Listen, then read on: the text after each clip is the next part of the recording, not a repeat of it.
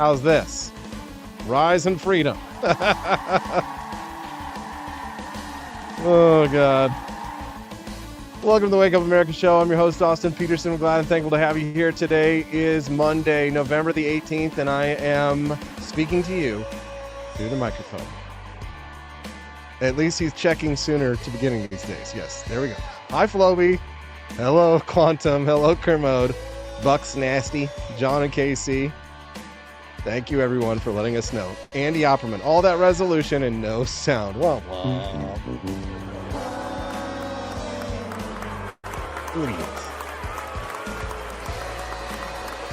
Boo, boo, boo. Morning, Joe. Mika Brzezinski, Joe Scarborough. They met with Adolf Hitler last weekend. What? Excuse me? Yeah. They went to Mar-a-Lago, a.k.a. the Eagle's Nest. That retreat that they had up in the mountains, Adolf Hitler had in the mountains. Yeah. So, Joe Scarborough and Mika Brzezinski went to meet with Adolf Hitler last week. They had some interesting things to say.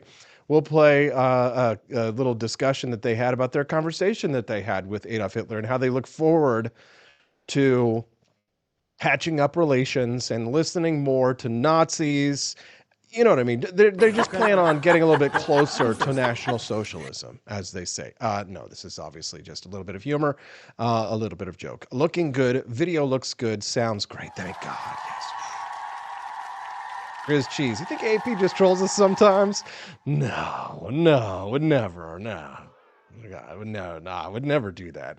If you're just tuning in to the Wake Up America show, there's a lot of people starting live. There are 180 people. I'm sure some of you are brand new to the show. I'm Austin Peterson. Glad to have you here. This is a 5-day-a-week live stream where we have incredible guests, incredible topics, incredible content. You're going to see all the latest breaking news, clips, memes, interviews start at 8 o'clock. An hour from now, I'll have Maxim Lott this morning on the show. I'm excited to talk to him. So much has been happening in the betting world. Did you hear the story about the guy who invented Polymarket, which was one of the largest betting sites that had people betting on the outcome of the presidential election? Well, it turns out that the most accurate polling, quote unquote, were people that were betting on the outcome of the presidential election. And the people who bet on the outcome of the presidential election were the most accurate, right? And the interesting part of this story, even the more interesting part of this story, is not just that they arrested the guy who got it right, that called it. They arrested him, and the Polymarket odds were way, way better than the polling. But in the polling world, remember that Democrat lady from Iowa who was the pollster who was saying that Kamala Harris was going to win Iowa by like 13 points? Oops.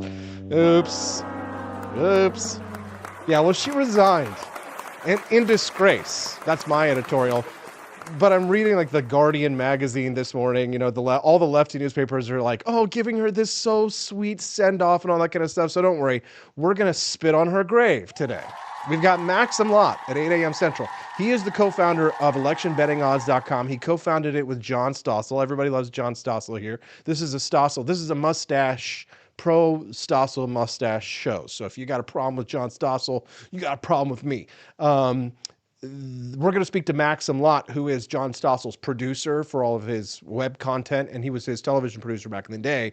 Maxim is kind of like a super big brain guy. If the aliens came to Earth and made a human being, or if like there's aliens wearing skin, but they're like benevolent aliens who love us and are kind to us, but it's kind of like the cone heads. They're nice, but like something's a little bit off. Like that's Maxim. So yeah, we'll speak to him this morning at 8 a.m. Central Time to talk about electionbettingodds.com, and he will give us an update on the story of the Polymarket founder who was arrested. That's going to be a very interesting conversation, and of course, we get to poop on. The leftists are doing great for us to poop on.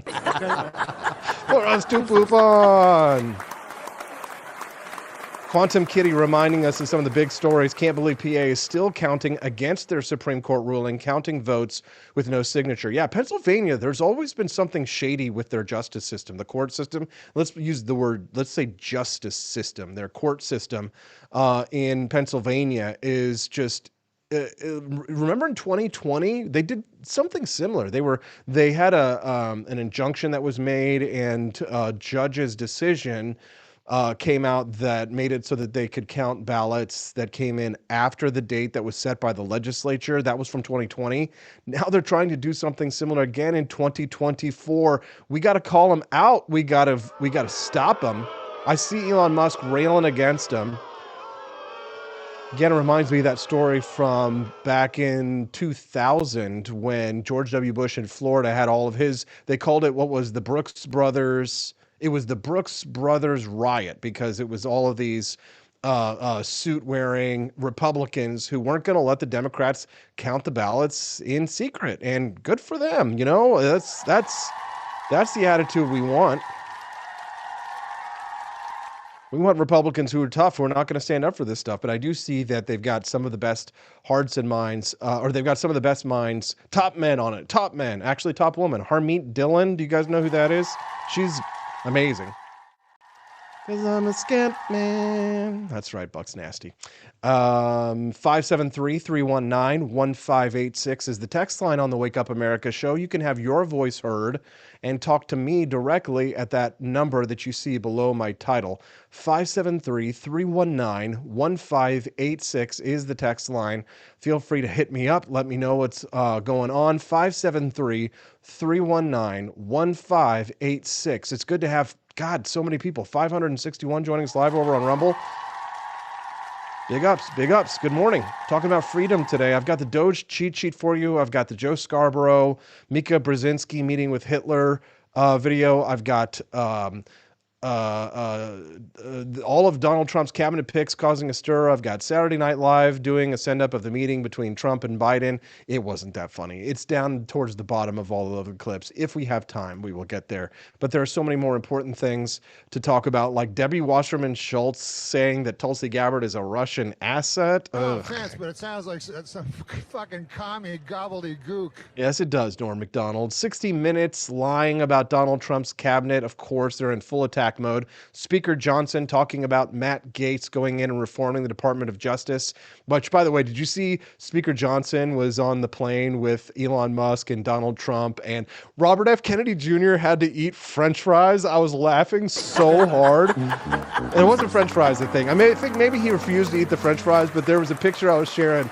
We're all trolling Robert F. Kennedy Jr. because of the French fries. And by the way, I think it's time that we bring beef tallow back. Yes, but some of the rumblings from the conspiracy quarters are kind of scaring me, because the anti-seed oil people, the people who want to make America healthy again, they kind of fall into two camps, right? And there's two ways that you can approach the obesity health crisis here in the United States. You can take away our delicious canola oils and all our vegetable seed oils and things like that we enjoy and we buy voluntarily, by banning it, and be a retard and be an asshole, and I'll be fighting you every step of the way, because it's my right to blow up to 350 pounds, because this is America, goddammit. And if I want to eat poison seed oils, that's my right as an American.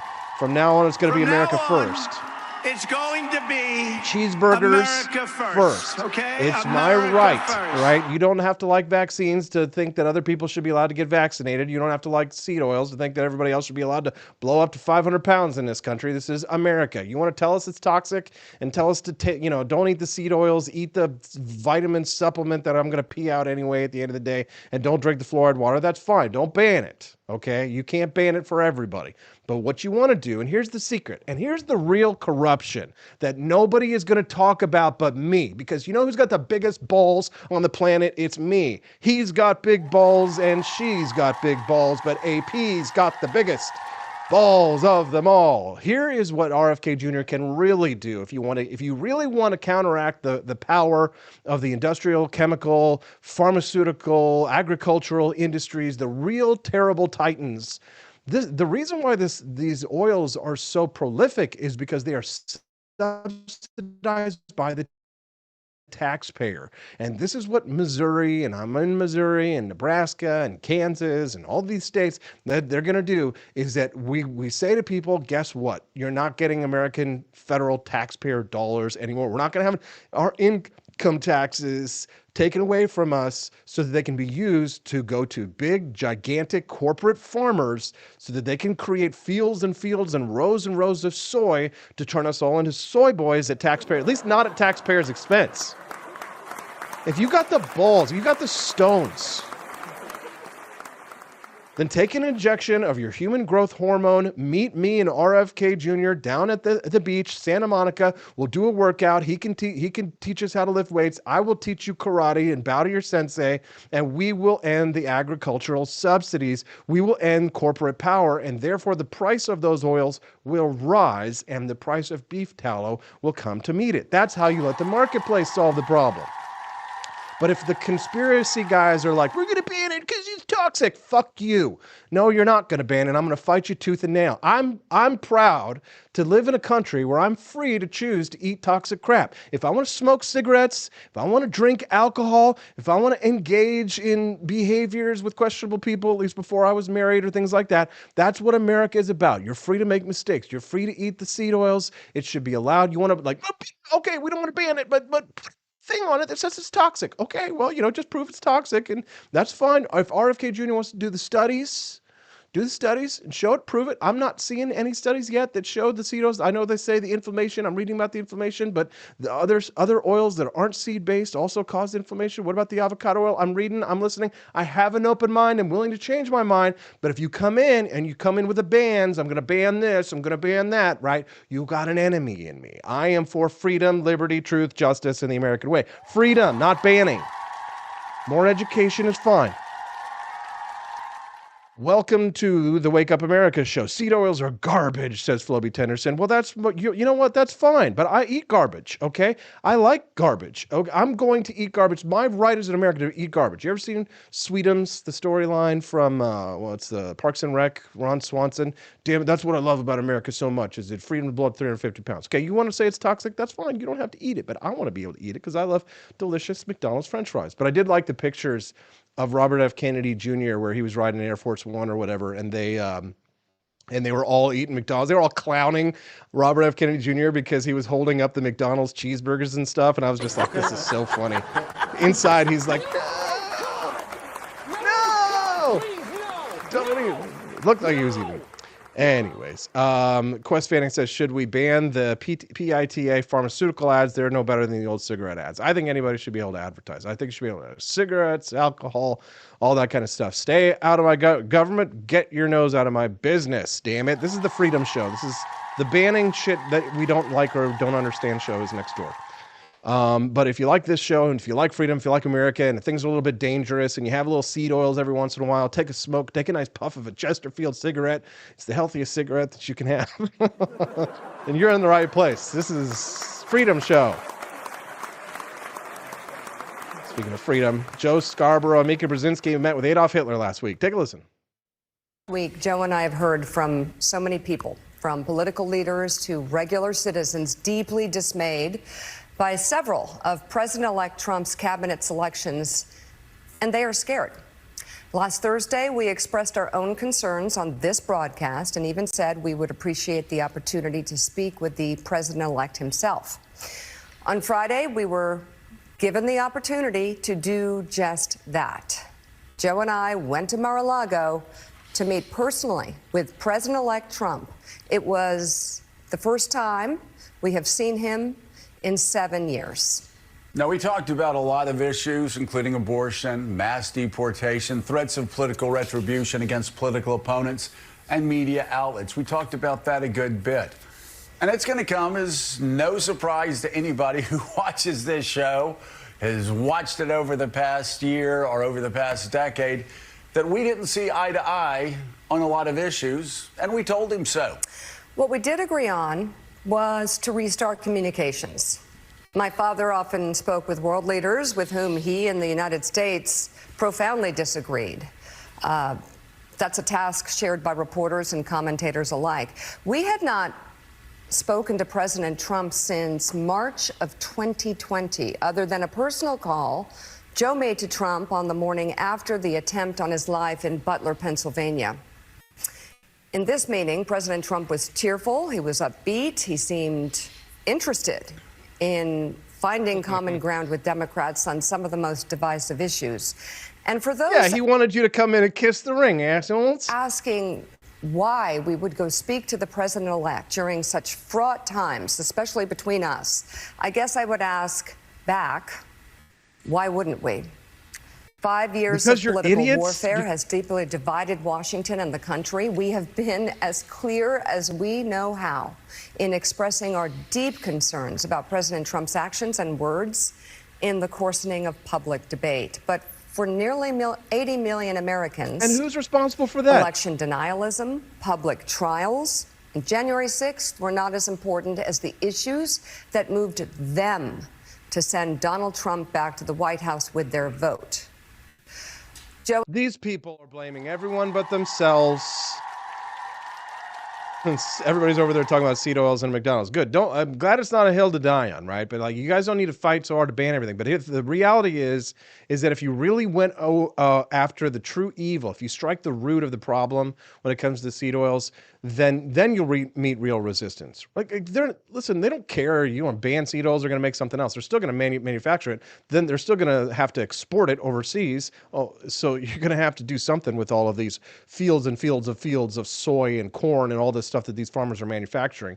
Listen, the agricultural industry, they can hire private armies and assassins, and they have. If you don't know anything about the banana wars of Dole fame, you need to look back at the history of General Smedley Butler. Like, get an idea for like the role of corporations and like how valuable like their product is in getting bananas to the United States, and that history. Also the sugarcane industry, right? And you're not. The real evil is hidden behind the veneer of the family farms. Protect the family farms, right? And no senator becomes the senator of Florida without being in the pockets of big sugar in the sugarcane industry. It's not going to happen. So you have to understand, you think you're going to ban these things, they're still going to manufacture that shit. And then you create a black market for it because people are going to want to have sugar. And then, what do you want to do? You're going to raise the price of Coca-Cola by 3x, 4x? We're going to fight inflation, but we're going to increase the price of cola by making it more expensive to produce because we're going to force Coca-Cola to use real cane sugar in it because some conspirators said seed oils were bad and canola and vegetable and high fructose corn syrup. Yeah, you fucking morons. If you think you're drinking Coca-Cola, you're drinking pure liquid sugar, and you thought, we'll just make it a little bit healthier and all that kind of stuff, your ass still fat. But you create the black market. But if you go after the subsidies, then the price naturally rises of the things that are subsidized right now. Stop subsidizing those things. It won't be so prolific. It will be more cost effective to have the tastier options, which are things like beef tallow and real sugar. But if you ban it, you create the disequilibrium in the system. It is the pretense of knowledge. Friedrich Hayek, Nobel Prize, Austrian economist. Read The Pretense of Knowledge, for which he won his speech for which he gave the Nobel Prize. Even Bill Maher is finally fessing up. We don't live in Italy. We live near McDonald's. Not yet. I mean, this is not rocket science. But I don't know that our food tastes. I'm not talking about like the food is delicious. It is. In America. If I had 6 months to live, You mean the I'd eat lousy food. McDonald's every night. Are you and if Wow. I ate McDonald's every night, I'd have 6 months to live. Yes. So look, I was on his team. McDonald's isn't delicious? Who are we fucking kidding? It's delicious. Look at her. Look at her face. Look at her face. It's so. I mean, we should talk. But I never have it, but it's delicious. And how do you know? I've had it. Oh. Have they changed the formula? I don't think so. Coca-Cola, also delicious When they product. put the Big I Mac- can see the success. When they put the Big Mac on the thing and the guy comes back 3 months later and it looks the same way, I was out. I know. I was out. Anything that holds up better than my hairline, I'm not going to eat. When you know what's in it, and you still are able to find deliciousness in it. I don't eat it. This is not rocket science, people. Right. I know something's her face. delicious, and I know it's bad for me, so I don't eat it. Is that so hard to understand? Thank you. Yes, but let's not deny that the one reason why people still do this is because people are always making decisions. All we are doing this every day, present versus the future. If I stay up another hour, I'll be tired in the morning, but I want to watch this. Look, I do it all the time. You're Oh, shit. 100% right about McDonald's and it tasting good, and that's one of the reasons we do it. And Thank you, Mary also, Catherine Casey's Ham. right about the McDonald's doing something to your body that then makes your body want more McDonald's. Yes, it's right? Like, evil. that's how it It's works. engineered by food scientists. It's engineered. Ooh, they engineered something delicious that I wanted to eat and pay for a small amount of price. It used to be a small amount of price. Now it's like way too expensive. But here's the thing, this elitist mindset. It's guys, I was like arguing with somebody about tariffs the other day, and they're like, we need jobs for stupid people in America. We need tariffs so that we can protect jobs because American people are too stupid and they have to be like the people in idiocracy and pushing the things and stuff like that. It's this right-wing elitist mentality that I fucking hate when it comes to this stuff. But this is a perfect example of like the leftist entitlement mentality, but like everybody has this sort of like, this is endemic in American society. It is this elitist mindset about things like McDonald's food, for example. Bill Maher says something completely inoffensive, writes Robert Henderson, that McDonald's is delicious, and his panel acts as if he dropped a bombshell, right? Part of assimilation into upper middle class norms is to pretend fast food isn't delicious. Yes, that was really annoying when I lived in Washington, D.C. and New York. Now, listen, I like a good fine dining experience as much as the next guy, right? Like I've had filet, I've had caviar, I've had, some, rare sushis and things like that would, blow your mind. And I have some exotic tastes and things. And I do like some of the finer foods in life and things like that. And if I had to choice, I would probably choose, the finer dining experiences compared to McDonald's. But let's be honest, I'm not like a millionaire guy that gets to just have people like feed that to me all the time. And McDonald's is still cheaper than like caviar or a prime rib steak at like the local Italian joint, right? But go with me here. That part of the mindset in this country of when it comes to things like, McDonald's or these fast foods, and I'm not saying they're good for you, right, or anything like that, but the elitist mindset that I just want you to be aware of, like I'm not even giving like a judgment call either way, is that people look down on the foods that average people eat. It's like, I was trying to improve my product line over at forlibertyshop.com recently. And it's this mindset of scarcity that there was this one product that I was watching. I can't remember what it was. It was like, maybe it was a perfume. And like just a certain amount of people used this product and it was considered elite. It was insider. But once it went mainstream and mass market and everybody was using it, the elites didn't want to touch it anymore. And that's kind of what it is for McDonald's or KFC or all these kinds of things. But I think consider the fact that Donald Trump, part of his final campaign push, and part of Donald Trump's persona is tied up into McDonald's food.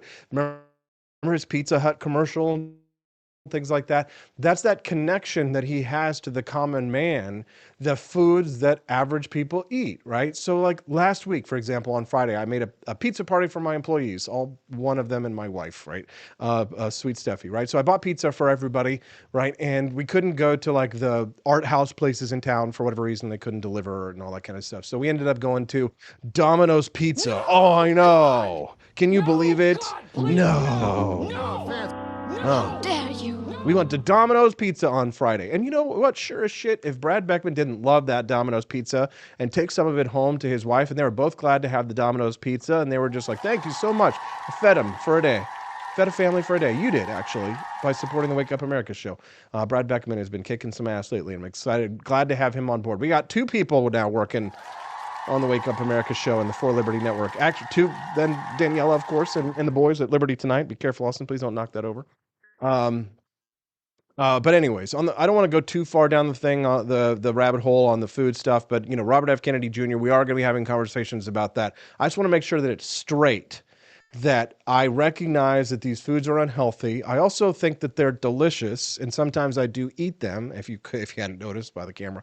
But also I think that it's important for people to be able to have the freedom of choice in a free country, to have the knowledge about what it is that they're eating. But most people pretty much know that at this point, if you smoke cigarettes, they'll kill you. If you drink Coca-Cola every single day, you're going to blow up to 500 pounds. Am I right? Thank you. Make sure to hit that like button. With 1,300 people watching us over on the Wake Up America show's Rumble channel this morning, we must have gotten a feature. Thanks, Rumble. Hey, guys. I know many of you are brand new to the Wake Up America show. You don't know what's going on. You don't know who I am. I'm Austin Peterson. I'm a huge fan of Vivek Ramaswamy, Elon Musk, Donald Trump. I did everything I could to help get Donald Trump elected this year. I became a delegate to the Missouri Republican Party's state convention and helped to support Donald Trump there, also at our regional convention. So I've been an activist for Donald Trump. I've been an activist for Congressman Ron Paul in the past. I consider myself a libertarian Republican. I come from the Vivek Ramaswamy portion of the GOP, and we're going to hear from Vivek Ramaswamy in just a minute if you're a fan. As a matter of fact, I got that clip right now. I'm excited for what they're going to do at the Department of Government Efficiency. That's been kind of my key area, aspect of what I've been focusing on. I also have the DOGE Cheat Sheet for you this morning. We're going to get to that in just a brief moment. But I do want to remind you that the Wake Up America show exists in part thanks to the blessings of people like you. So, can you bless me with something? Oh, gosh. Money-wise. Please. Can you suck it? What? Go to forlibertyshop.com this morning. That's the merchandise shop for the official merchandise shop for the Wake Up America show. We actually made some new merch, guys, for the Wake Up America show. Initially, I didn't have merch for the Wake Up America show because I was like, no, this show isn't popular. Nobody knows who the hell we are, and nobody's going to watch this. So I just made like cool merch. Like, for example, this Department of Government Efficiency field jacket. This is the ultimate Christmas gift for the Donald Trump, Elon Musk, Vivek Ramaswamy fan. If there's anybody in your life who you know that is a fan of Vivek, Elon, and Donald Trump, it has this Department of Government Efficiency logo on there. I made it look like a really official government logo, and it says, "In Musk we trust," with a beautiful Shiba Inu Doge on the front. And on the back, this is the fun part. So check it out. It looks just like an FBI agent's jacket. On the back, it says Doge Field Agent. And you can get this. This only exists. I designed it. No one else has this. You can only get the best Doge merchandise at forlibertyshop.com. I love Doge so much, I created a whole collection. Check out all of this. I've got an awesome phone case, the Space Voyager phone case, Liberty, the Final Frontier. These are the voyages of the Starship Doge Prize. Our mission: to protect life and to make a new civilization, to boldly go where no libertarians have gone before. Dun, dun, dun, dun, dun, dun, dun. Dun, dun, dun, dun, dun, dun, dun, dun, dun. Make it so, number one. So all of your Doge merchandise at forlibertyshop.com. Get it. Get it in time for Christmas. If you are a wealthy person, if you have a lot of money and you want to be the sexiest, coolest person, if you want to be an elitist bitch, then go to forlibertyshop.com. And for a very limited time, I have these Doge Space Voyager suitcases. Imagine rolling up to your private jet with your Doge Space Voyager suitcase. Again, an exclusive to forlibertyshop.com, but them's pricey. I mean, that's for like people who like spend thousands of dollars on Christmas and stuff like that, but still, the space case, amazing. Comes in carry-on size and large sizes. Yeah, get all your Christmas gifts there, forlibertyshop.com. And we're going to get to Doge in just un second. I have to accept, I have to start, and I have to remind you about my friends over at Rumble. This sponsorship is from Rumble, and it's incredibly important for the survival of the company. Let's talk about this very briefly. When Rumble first started in 2013, they built the program for people like this program for people like me. I'm the small creator, right? They didn't censor people like me where I was censored over on other platforms. They, they didn't have biases. They were fair. They treated creators equally. I'm just a little nobody guy, whatever, and they put me on the front page. There's 1,500 people watching live. Thank you, Rumble. Rumble is giving voices like me a platform. Nobody thought that platforms were going to be censoring political conversations years ago, but now we see that they have. Rumble did not do this. They've held the line. They're attacked daily. Whenever they're mentioned in the media, I was talking to Nelson about this the other day, they're only going to talk about Rumble in a bad way, right? Because they do not want the competition. They do not want us to succeed. So if you want to help Rumble succeed, then watching our show is the most they can ask. But if you really believe in this fight, then one major way you can survive is by joining Rumble Premium. You can join the community that believes in the First Amendment and believes in our human right to free speech. Rumble is offering $10 off with the promo code STUDIO. When you purchase an annual subscription, go to rumble.com/premium and use promo code STUDIO. Like I said, if you have the means to believe in the cause, now is the time to join Rumble Premium. If you don't have the means, we're just happy you watch us on Rumble. Thank you, Rumble. Thank you very much to you, the listener. If you're here on Rumble, you're a special person because anybody can go on the other platforms. Anybody can have an account on the other platforms, the legacy platforms. But if you're here and you're on Rumble and you're one of the 1,500 people watching us, you're a special group of people, and we're grateful to you because you have chosen to think differently. Just like Elon Musk and Vivek Ramaswamy over at the Department of Government Efficiency. Take a listen. Hoo-hoo, hello. Where's the clip? Where you at, AP? I have Vivek Ramaswamy sitting up there, and now he's gone, or now he's here. Where's Vivek? Well, shoot, there he is. I want to get your take on how this begins. Sure. What are you looking to cut right from the beginning? So first, everything, everything. We want to go right in through executive action to do the failures of the executive branch that need to be addressed. Because the dirty little secret right now, Maria, is the people we elect to run the government, they're not the ones who actually run the government. It's the unelected bureaucrats in the administrative state. That was created through executive action. It's going to be fixed through executive action. Think about the Supreme Court's environment over the last several years. They've held that many of those regulations are unconstitutional at a large scale. Rescind those regulations, pull those regs back, and then that gives us the industrial logic to then downsize the size of that administrative state. And the beauty of all of this is that can be achieved just through executive action without Congress. Score some early wins, and then you look at those bigger portions of the federal budget that need to be addressed one by one. So I think that's one way to think about this is how can the President of the United States, who's been elected with a historic mandate, actually do the thing that the voters have voted for? They haven't voted for incremental change here this time, Maria. We have voted for sweeping change, and the voters actually deserve to get it. And we're focused on how to do that as early and as quickly as possible. So President-elect Trump just said on that soundbite that you're going to make recommendations. So you're going to make recommendations in terms of where to cut after all that you've just said. Then what? Look, we're not going to be cutting ribbons. We're going to be cutting costs. And so those recommendations are going to be on a real-time basis. But I do want to take a big... I like that. We're not cutting ribbons. We're cutting costs, meaning, what a great metaphor there, right? We're not starting new projects. We're getting rid of some old ones. Step back and understand, for people to understand the scope of this problem. Over $500 billion that's spent every year right now was not even authorized by Congress in the first place. The Pentagon has just failed its 7th consecutive audit, nearly $1 trillion of budget. They can't even tell you where it goes. So I think part of this is exposing for the public the extent of that rot and waste, but then to take steps first through executive action and then laying the groundwork for broader change through legislation as well. Love it. To rein in that deficit, to rein in that budget. And more crucially, Maria, I know we're talking about this in terms of efficiency, but there's something deeper going on here. This is about restoring self-governance and accountability in America as well. Are you expecting I to close love down? him. That is my man. Wow. I'm glad I supported him, right? In the GOP primary, it was like, everybody's like, who's Vivek Ramaswamy? I'm like, you'll see. And he was fantastic, and I'm really glad and thankful that he's going to play a role.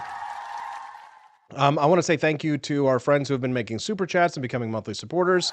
I recognize you. I'm pulling you up on the screen. I got Bruce Birtwhistle telling us about his event on December 1st at kfmrradio.ca. That's Canada. Paul Reed's Christmas special. There you go, Bruce. That was a nice cheap ad, wasn't it? Mark Verano became a monthly supporter. Floby Tenderson said, buy your dope freedom gear from AP for Liberty. That's me. And then send your ladies to the whitehangerboutique.com for cute holiday clothes and accessories from a Trump voting lady instead of Target. There you go, Floby. Thank you, sir. Pulled you up on screen. I'm pretty sure I saw Quest Fanning drop $20. Oh, third drumstick for your Thanksgiving turkey. Thank you, sir. You guys. We're glad and thankful to have you here. It's Elon time. Make no mistake. The 2024 election was decided on 3 I's: inflation, indoctrination, and incompetence. Now comes the 4th, incisions. Okay, that's too nice. More like hacksaws cutting the government's overgrowth. Yeah, Mock. Yeah. Doge. Yeah. Elon. Yeah. Vivek. Yeah. If this Doge don't cut the government, I'm gonna buy you a diamond ring. Not if they kill them first, Andy. Hey, guys. 1,600 people watching us live over on rumble.com. Do you think we'll be able to hit 100 likes on the show today? I certainly hope so. We're talking about the Department of Government Efficiency. In the Wall Street Journal, Andy Kessler, one of my favorite writers over there, Dumb and Dumber, Mighty Megatron. Yeah, you got me. You got me.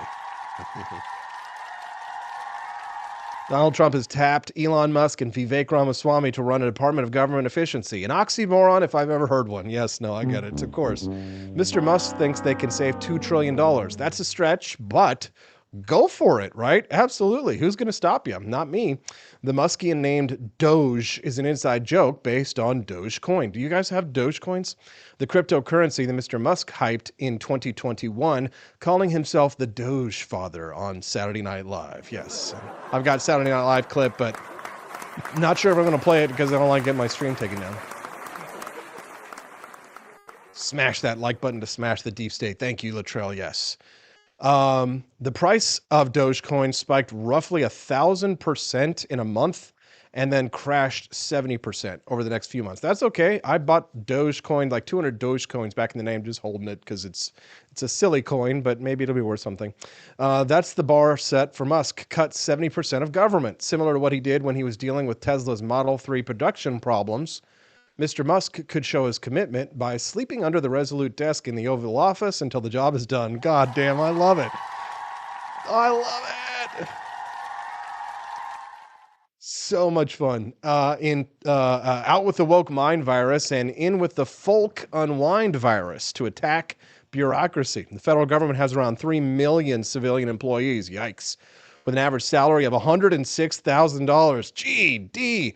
Dr. Anthony Fauci made $481,000 in 2022. There's room to cut. Did we arrest Anthony Fauci, by the way? I'm pretty sure that would be quite popular around here. Arrest, detain.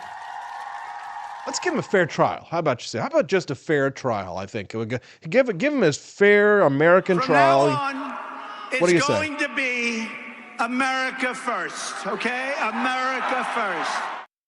So Andy Kessler's recommendations over at the Wall Street Journal say, here's his handy cheat sheet with how Mr. Musk can toss, shrink, or squeeze departments, commissions, and agencies. The Federal Trade Commission, toss the current FTC under Lena Khan. She has a worse record than the Chicago White Sox. The FTC already splits antitrust cases with the Justice Department. So move a few pro-consumer competition lawyers there and then shutter the FTC. Oh my God, I would love that. Can I tell you that I've had like a secret hatred for the FTC? Enough with the F and applause says fack off. Well, fack off, you can just fack off because we like to have fun here and sometimes we hit the applause buttons. This is an applause button show. If you don't, you know what I'll do instead? How about this? Every time I want to hit the applause button, instead, in your honor, I'll hit this button. Okay, I can first. And if you don't like that, then I'll hit this button. I don't know what's wrong with you young people. You think you just fell out of a coconut tree? So, you exist in the context of all in which you live and what came before you. So which one, guys? Which one do you want? You want this? Or this? Okay. Take a pick. Don't piss me off, fucking. All right, here we go. FTC, toss it. The FCC caused the dot-com boom. The FCC caused the dot-com boom and bust. Net neutrality killed broadband in Europe, yet was still reinstated here under the Biden administration. Spectrum auctions are why we overpay for cell service. 3 economists in a back room can create and maintain a set of rules to keep access competitive. So toss the FCC. I'm down. Securities and Exchange Commission, toss. The Securities and Exchange Commission missed the Bernie Madoff Ponzi scheme, allowed crypto and SPAC pump and dumps, and missed the FTX fiasco. Free trading requires setting and enforcing simple rules. Yes, toss them. U.S. Department of Agriculture, toss it. This will finally end corn subsidies for Iowa. We can move food stamp administrators and funding to states. Ah, yes. And if they won't end it, then please put Thomas Massey at the head of it. Or at least have him oversee the unwinding of the Department of Agriculture. Sign of Jonah, don't get ahead of yourselves. I would love to see the Alcohol, Tobacco, and Firearms Agency gotten rid of. And I see that our boy Brandon Herrera is trending over on X this morning because of the ATF question. The problem is that Donald Trump has not always been the big lover of guns like we are, right? He's not the big like machine gun guy. Lived in New York City, did carry some certain guns, and I did a video of which guns he owns. You can see him on my Guns of the President series here on well, it's a short, so unfortunately it's over on the YT platform, you know what I'm saying? YT, white, for white people, right? Only white people on YouTube. Ken Shiroryu says, my older school teacher's cousins came from California to New York City for my bro's wedding. She got 5 boosters, oh my God. And she called me stupid. I said, did you boost your 23-year-old son? She said, yes. Well, onigashima, how do we say in Japanese? Like, oh my God. Mr. Mongoose 87 says Brandon Herrera for ATF director, 90-day amnesty period for NFA purchases, make machine guns a common use defense weapon. Yes. Oh no wait, don't hit the applause button. Hold on. Okay, I can first. How's that? There we go.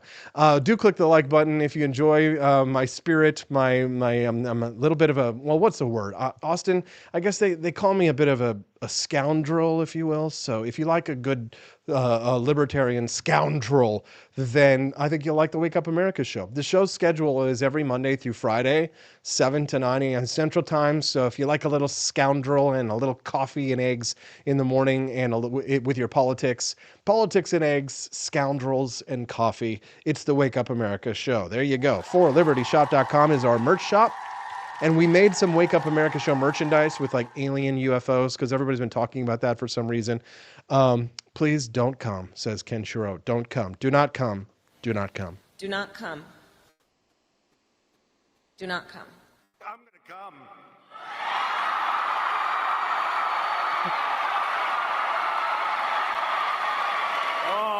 Oh, yes. Federal Reserve shrink. The central bank missed Biden inflation. Dart throwers could do better than its 400 PhDs. Cut its funding. Yes, cut the Federal Reserve's cutting. I say and the Fed. That's my take on it. Slovey Tennyson wants a P90. Yes. So Federal Reserve shrink, says the Wall Street Journal. They're not going to go as far as people like you and I might go and abolish the Federal Reserve, but I would abolish the Federal Reserve in a heartbeat. Yes, I would. What about the Defense Department? Ooh, yes. Pete Hegseth, what should we do with that? Squeeze, right? Reallocate spending to drones, ships, and defense systems like Patriot missiles. Anti-missile defenses can be a giant export business, right? So defense capability systems is something that we can sell. And I think that would be, something we could actually turn a profit. U.S. Postal Service, toss it, end its monopoly on first and third class mail. Boy, this goes back a long time. And if I ever get the money to do like a full feature length film, I have got a really good historical film to make about the U.S. Postal Service. One day, guys, one day. Keep sending those Rumble rants in, guys, to help me make movies. Go private for the U.S. Postal Service. Amen. Amazon trucks already come to most neighborhoods every day. Yes, thank God. Mr. Newsy says we need some anti-tunnel missiles. Yes, absolutely. Others to toss. Fracking happened despite the Energy Department. Do we need it? Trump tariffs will curtail imports so we can shrink the Export-Import Bank by at least half. Close the Small Business Administration, and what does the Commerce Department even do?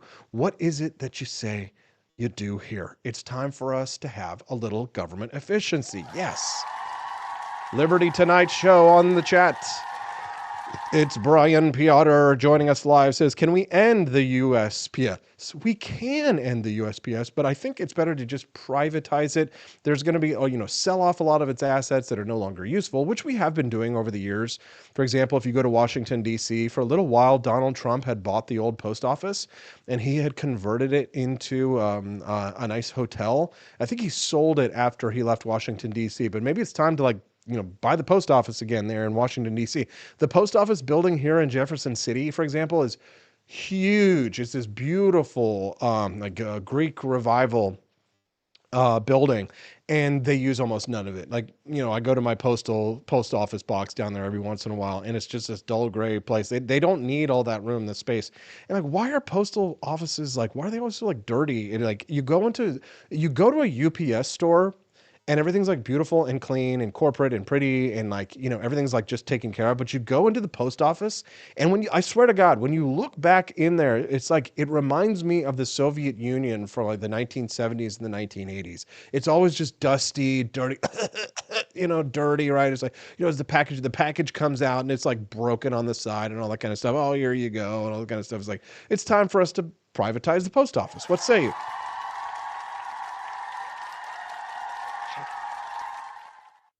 Yeah, then corporations can cut off our mail-in deliveries. Well, Whitey White, if you're living in such terror all the time of all the corporations and stuff, then you need to go live in the jungles of Peru or the Amazon and or be like the Amish, Whitey White. Not everything is set to accommodate you, yourself, and your needs, right? If you want to be an asshole and piss off UPS and FedEx for whatever reason, it's kind of come on now. Let's see. Here we go. Mic check. AP for Liberty. The media is owned by Big Pharma. Remove it and you may have real journalism again. Nah, I don't know, guys. It just doesn't seem as easy as all of that, right? It's if you just ban this, if you just ban that, you sound like a bunch of leftists and liberals. Ban the seed oils, ban this, ban that. No. Privatize it, liberalize it, the good kind of liberalize, right? Let the market fix these problems. It's time for us to take our country back. It's time for a little anarchy. Introduce a little anarchy is all I'm going to say, right? Why do we even need mail service? Exactly. Thank you. Who wants pieces of paper in the mail, Whitey White? For the love of God. Who wants pieces of paper in the mail? This is stupid. This is pointless. Why are you sending pieces of paper through the mail? Okay, it just doesn't make any sense.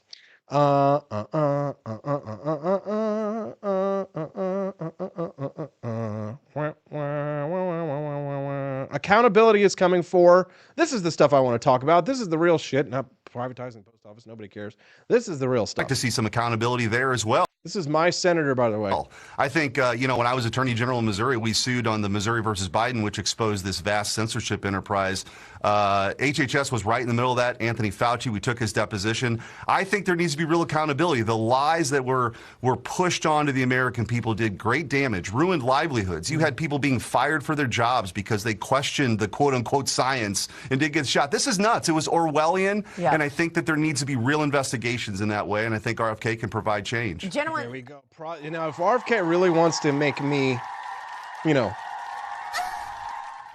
if he really wants to make me feel good in my nether regions, then he could prosecute Anthony Fauci. Can we all at least agree on that, right? If you're mad at me because I eat seed oils and I don't think we should ban them or whatever, then can we at least agree on the important thing? That's what the Trump coalition is really about, that we want to prosecute Anthony Fauci? Yes? Mighty Megatron says that we should put his head in a net with sand flies like he had done to those poor doggies. That's sad. That is sad. I don't like to hear those kinds of stories. All I know is that this guy needs to go to jail. Me walking to my car, 18 domestic light beers in. After my buddy demands I hand over my car keys.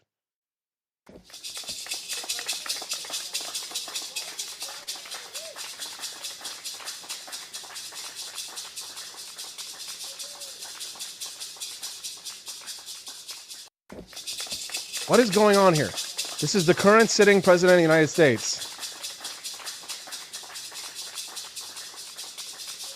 Where is he going? Look at him. Here he is. Last night, Steph and I were watching Reagan, the movie Reagan, and they go into the very end where he's kind of losing his facilities. reminded me of that a lot. Stephanie really enjoyed the movie, and I don't know if you've seen the movie, Reagan, but I definitely recommend it. We actually paid $10 to rent that thing last night, but it's a pretty good overview of Reagan and how he came to power and his legacy. And Reagan, I think, in many ways is actually more relevant than ever in the modern context, but I won't get into all the history of that because 5 minutes from now, 5 minutes from now, we're going to speak to Maxim Lott. Maxim is the co-founder of electionbettingodds.com, and we're going to talk to Maxim this morning about the founder of Polymarket.com being arrested. Maxim is the co-founder of electionbettingodds.com with John Stossel, so he's an expert on betting sites and how accurate they are or aren't compared to the regular polls. And this year, there's a lot of controversy because there was, millions and millions of dollars moving through these betting markets, and it turns out that Polymarket was actually the most accurate way to determine the outcome of the presidential election, was where people were betting the real money. So Maxim tracks these things, and we're going to have him on in now less than 5 minutes here on the Wake Up America show. I've got to go get him on Zoom, make sure he looks good on the screen, and set it all up. So I do have to play commercials, so please don't be mad at me, but I do have to run. When I come back in less than 5 minutes, you guys will be shopping at forlibertyshop.com anyway, getting yourself some excellent DOGE merch. I'm going to go get Maxim. We'll talk to him, and then John Miltimore at 8:30 a.m. to talk about Donald Trump's cabinet pits, Matt Gaetz, all of these guys, DOGE, Elon Musk, Donald Trump. It's the Wake Up America show on the For Liberty Network.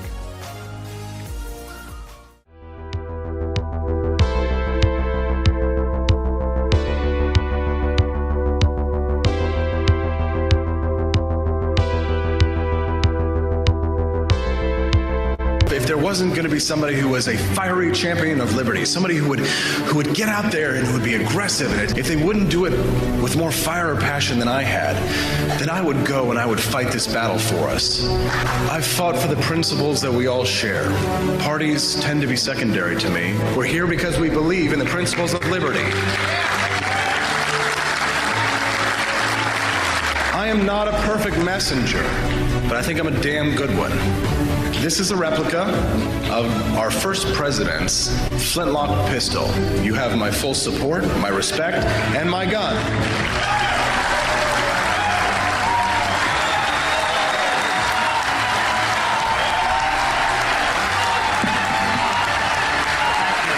I think that the heart of my philosophy is much more libertarianism than well, that's the fashionable word these days, I guess. A conservative is no longer just that. He's a libertarian and always has been.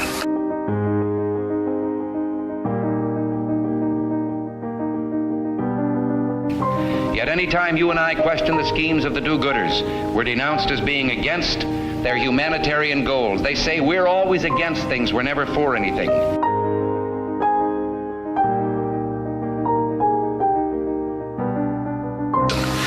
What is fascism? Fascism is private ownership, private enterprise, but total government control and regulation.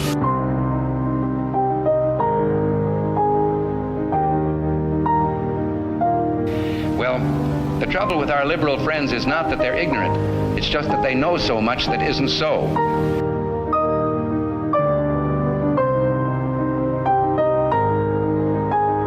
If we lose freedom here, there's no place to escape to. This is the last stand on earth.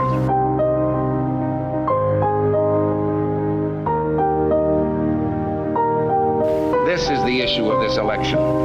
Whether we believe in our capacity for self-government or whether we abandon the American Revolution and confess that a little intellectual elite in a far distant capital can plan our lives for us better than we can plan them ourselves.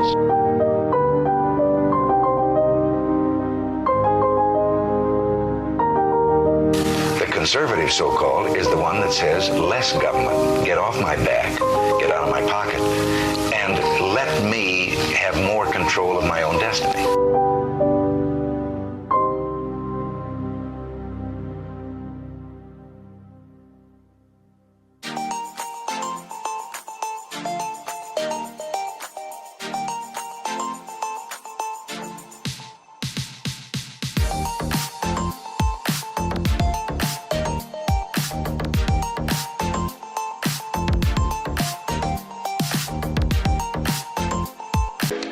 often if I had to pick up the phone, call 911 for one of my family members or one of my neighbors, what would I do if no one was on the other end to respond? What if there was no 911? So you can be a part of the solution. Anybody can be a firefighter. Male, female, younger, older. We have school teachers. We have leaders in business. Is me, you, anyone that wants to be. There is no typical firefighter. Do you hate the deep state? Do you reject the Antichrist in all his ways? Do you believe that aliens controlled LBJ to assassinate John F. Kennedy? Did you know that the shot can put chemicals in you that will make you more sensitive to 5G? Do you love America? Do you want more freedom? Do you like smoking hot red-headed libertarians? Then the AP for Liberty shop is for you! Check out all the awesome new merch and have a happy new year! Fight the deep state! Reject the Antichrist! Visit AP for Liberty shop and get your patriotic merchandise now, or the deep state wins!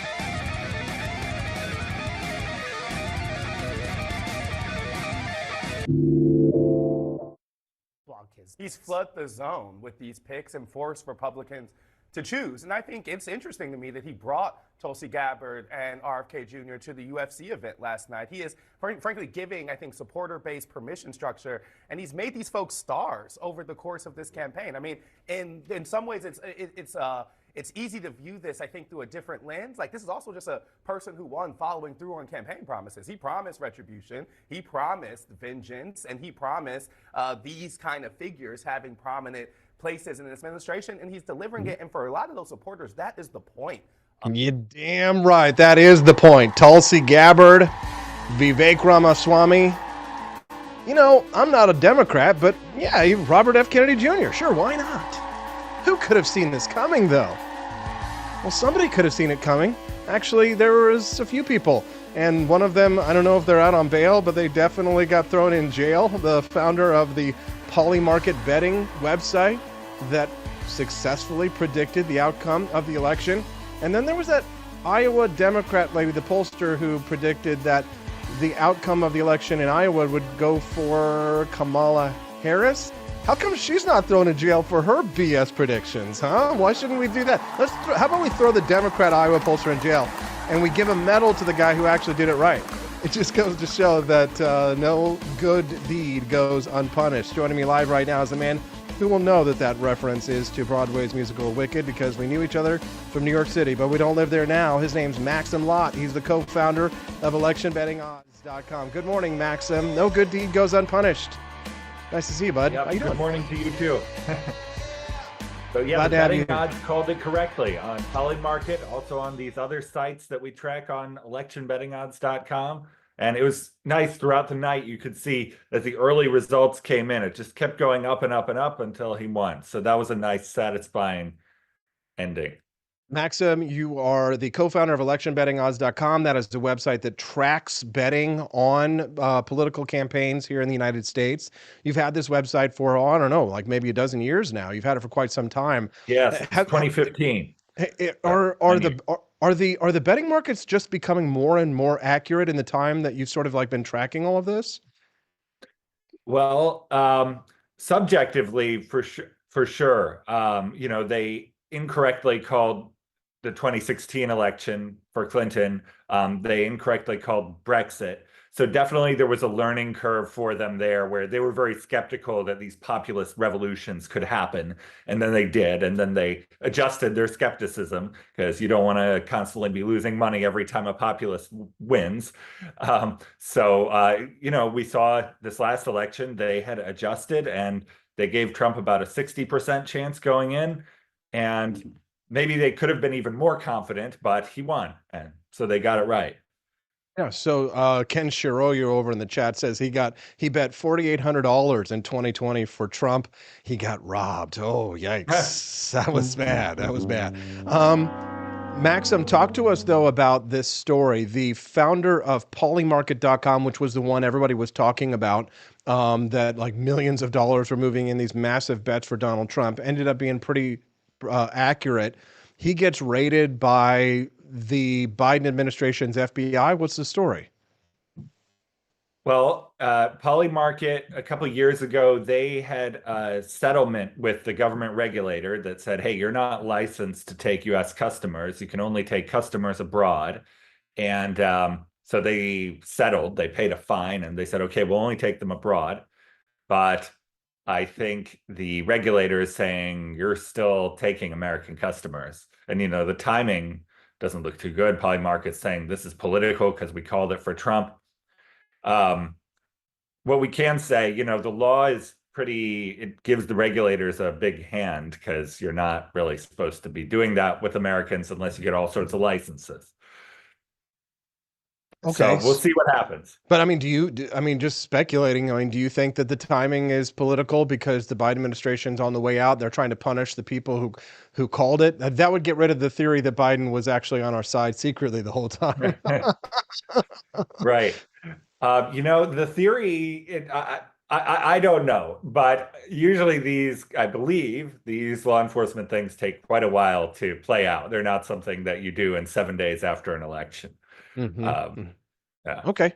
All right. Good to know. The Iowa lady, the one who quit the other day. I'm reading the news. This is the pollster lady. Here's what I'm reading this morning. When I typed in her name, it was all of this kind of fawning coverage of the Iowa pollster Ann Selzer. Right. To end election polling after 16-point miss in final Iowa survey. Like, how would you like the final thing that you did in your career to be like the final thing is like, you're on your way out. The Guardian is doing their best to like run cover for her because I read the Guardian headline this morning and it's like queen of polling Jan Seltzer quits after Iowa survey missed by 16 points. Yeah, it's true, but it's kind of like the queen of polling. Like, what's your take on this story there, Maxim? Because you'd think, I'd run that lady out on a rail. Maybe she is to a certain extent, but it's kind of like a lot of wishful thinking on Democrats in this election. Yeah, that was pretty brutal. I mean, she had Harris leading by 3 in Iowa. And by the way, before that election, she had a pretty good track record. So the bettors actually said, maybe there's something here. Maybe this is going to be the abortion election. And it moved a couple percent. And then the result came in. Trump, I'm looking at it now, won Iowa by 13.5%. So that's a 16-point miss. It's just, Yes. What were you doing?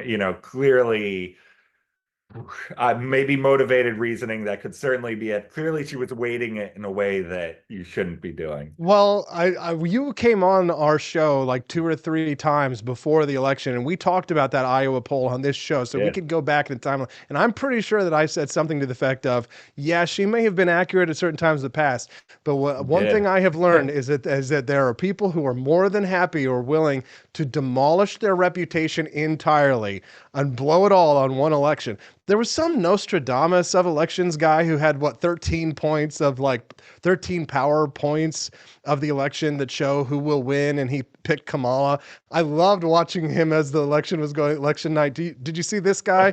Do you know who I'm talking about? I know who you're talking about. And by the way, I remember that exchange on your show. Yeah, you called that. Yeah, she demolished herself. Yeah, as far as this Nostradamus guy, I thought about writing a post on my site, Maximum Truth, about why his 13 keys to the White House are stupid. But then I thought, isn't this so self-evidently stupid that I don't need to write about it? No, Maxim, no, it's not self-evident. They follow it. There are people who, and I didn't even get into it because he had like a cult following.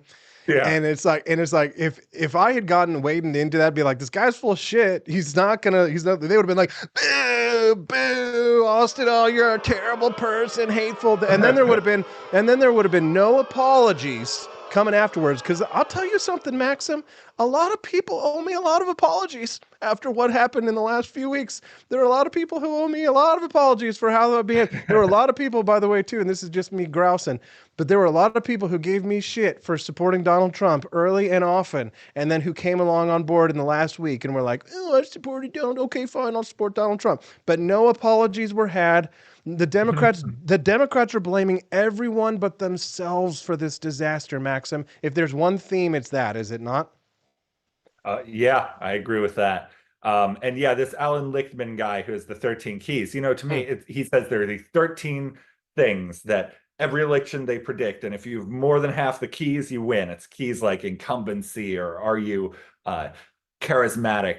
And to me, it's just astrology. Obviously, they're not 13 things. They're 1,000 things. And, each has small weight and interact in different ways. We live in an astrology society, though, Maxim. Like people like you and I, like those kind of pure skeptics, there are not many of us because. True. What do you think about the RFK Jr. pick in health and services? Like, I'm kind of like, I'm cautiously optimistic, but I'm also scared because the problem with kind of like the left Democrat kind of crunchy granola worldview is that they kind of want to ban everything that they don't like or they think is bad versus our worldview, which is kind of like, end the subsidy, let the marketplace decide. But I don't know. I've seen some good things, like if we prosecuted Anthony Fauci, that'd be great, right? At least we can all agree on that. I share your thoughts that I'm both kind of excited and nervous about it. We interviewed him on Stossel, and doing the research there, it's interesting about his vaccine stuff. So if reading the mainstream stuff, you'd think this guy's just a complete loon, a crank, just making stuff up. When you look at what he says about vaccines, it's actually all technically true. Like pretty much everything he cites, the studies, it's all accurate. He's not a dumb guy. But then you're like, okay, well, yeah, there was one study 20 years ago that found that a thing that was used in vaccines then, not now, could cause some harm. But they've done like 20 studies on newer vaccines since then, very good ones that show that they don't cause autism, for example. And he kind of just leaves that out. So he doesn't mention that. Right. So what he says is accurate, but he leaves out important context. So, I agree. Like the negative scenario is that just all sorts of drugs that are very important to some people, maybe, just suddenly don't get approved, get taken off because of overblown safety things. The positive side, I mean, our life expectancy in America trails Europe right now by a couple of years, and it shouldn't. We're richer, technologically advanced. I think what we're getting wrong is health is like 90% lifestyle and then like 10% drugs if there's just something wrong. But the way our government's handling it is like 90% drugs, like 10% will give you a bullshit food pyramid, Correct. And Kennedy has a better understanding of that balance. And, he's fit. I do buy that meme. Have you seen it? That has like Kennedy like lifting weights, and then next to our current Health and Human Services Secretary who's like obese, all sorts of stuff. Yes, no, but I mean, Kennedy could do a lot of good to help people look just like him if he were to legalize anabolic steroids over the counter. Yeah, maybe we should all be able to get on the juice, right? Get off of the transition hormones and get on the human growth hormones. I looked that up a little bit. He's on TRT. He's said that on testosterone replacement. He said he's juicing. He's juicing. Yeah. He hasn't. You don't end up 70-year-old and you're jacked without a little bit of the sweet sauce. Yeah. So but I'm fine. Hey, listen, libertarians, we've always believed in the legalization of drugs for adults. Sure, Yeah, absolutely. If you want to good, you want to shrink, you want to shrink. Yeah, his testicles probably don't look good. I'll take TRT and HGH after I've had children and I don't have to worry about impregnating my wife. You know what I'm saying? Yeah. So when you don't have to worry about genetic abnormalities. I love it. They're like, go after big pharma, except for the testosterone drugs that I'm taking to blow up to 250 pounds at 70 years old. But I digress. There's plenty to be trepidatious about when it comes to RFK, and there's plenty to be excited about. I hope that they focus on the things that really matter. The Department of Government Efficiency. It's not just a merch shop at forlibertyshop.com where I'm selling hats and t-shirts and jackets out the wazoo, Maxim, because people are so excited for it. It's going to be a real thing, an outside agency. The Shiba Inu will go at Vivek Ramaswamy and Elon Musk will work outside the government to recommend cuts. The Pentagon just failed its 7th audit. It's time for a little accountability. Even if they save like, I don't know, like 20, 30, 50, $100 billion or something like that, I'd still consider that a win. I'll take any cut anywhere, Maxim. How about you? Yeah, I'm with you. They are trying to do something that's never been done. If you look at the graph of government spending, it's just up, huge spike for a war or a pandemic, just up. It's never been done before. Now, Elon Musk is someone who's done several things that have never been done before. Yeah. So I'm not going to count him out, but the swamp is very powerful. They have like 10 ways to veto any spending cut. And so is he going to succeed? I don't know. I know he wants to. I know there's plenty of spending that could be cut. There are thousands of employees who are doing nothing in the federal government. And he showed at Twitter, he came in there, fired literally like 80% of the staff, and it runs better now. So this can be done. Can it be done with all the checks and balances in the US system? We'll find out. If you're just tuning into the Wake Up America show, and I see thousands of you are, good morning. I'm Austin Peterson. Click that like button and subscribe to our channel. If you click the follow button underneath the Rumble video, the chat, you head on over to that follow button. Click that follow button this morning so you can join us again tomorrow morning here at rumble.com/AP4Liberty. If you're following us on the app, you'll get a notification on your app to let us know when we're live. But try and memorize it. Why not? It's Mondays through Fridays, 7 to 9 a.m. Central Time. And I have incredible guests like Maxim Lott. He's the producer for Stossel. He's the co-founder of ElectionBettingOdds.com. We've been talking about betting markets. We're talking about the picks that Donald Trump has for his cabinet. Matt Gaetz, that one kind of shocked me just because he's such, it's not just that he's like such a Trumper, but he is the polar opposite of everything the Department of Justice has stood for such a long time. And he was a victim. It's the trend is, because if you look at Tulsi Gabbard as another example, he's taking people who were victims of these agencies and putting them in charge of these agencies. I mean, boner alert, Maxim, my libertarian, like Wake Up America, Good Morning, Morningwood, Austin Peterson, Tulsi Gabbard, like she's a Hawaiian snack, lovely and delicious. But I'm just as excited for, hold on. Do not come. I'm going to Matt come. Gaetz? Matt Gaetz. Howard Stern show now, Austin. Howard Stern show. Yes, it does get a little bit PG-13 here on the Wake Up America show. But talk to me about Matt Gaetz as the Attorney General of the United States. Yeah, it's fascinating. The first thing to know there is that the betting odds say he probably won't get confirmed.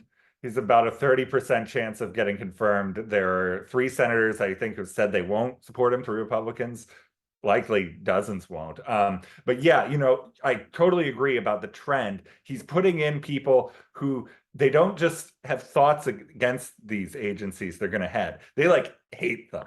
It's like Gabbard's main thing is, how our intelligence agencies have been abusive all over the world. And RFK again on vaccines, and Gaetz too, right? He hates them. Now, I'm a little worried about his temperament, and that's what the Senate's worried about too, where they're saying, if you look at the McCarthy thing, which was not a win for Republicans, he blew that situation up where they had McCarthy as the speaker, and he got together with a couple other Republicans and dethroned him, and they didn't get anything better. So, I think he has some impulsiveness issues. He's already stepped down from Congress, so I'm sure if he doesn't end up as Attorney General, he will end up somewhere. There's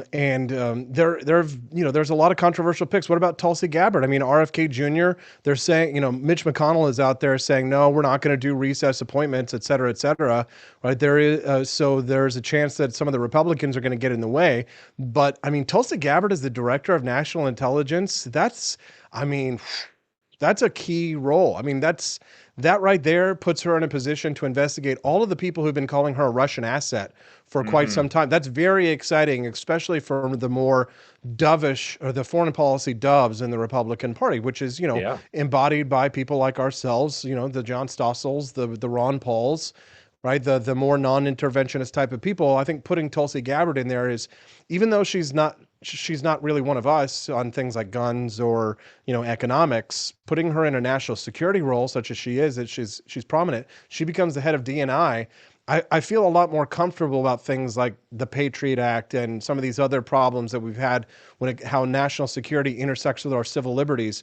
I feel like Tulsi Gabbard protects our civil liberties more in such a way and is perhaps less warmongering. What about you? Yeah, absolutely. She for a libertarian, this is like the perfect pick for that role. And to her credit, by the way, even back in 2019, when Kamala Harris was, signing things saying she supported free government surgeries for illegal aliens in prison, Gabbard, she was running as a solid Democrat, but she came on the Stossel show.